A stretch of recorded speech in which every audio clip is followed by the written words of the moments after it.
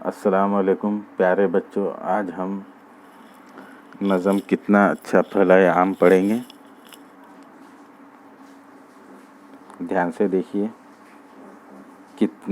नज़म का नाम है कितना अच्छा फल है आम, मिलता है ये सस्ते दाम। कितना अच्छा फल है आम, गूदेदार रसीला भी, खट्टा भी है मीठा भी।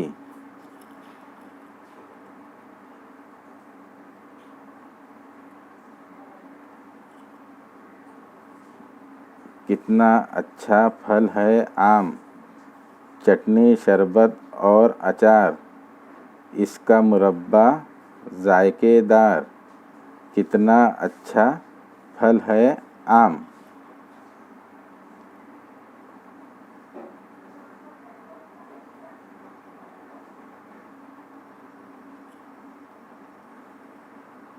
आम दशहरी है मशहूर, लंगड़ा भी रस से भरपूर।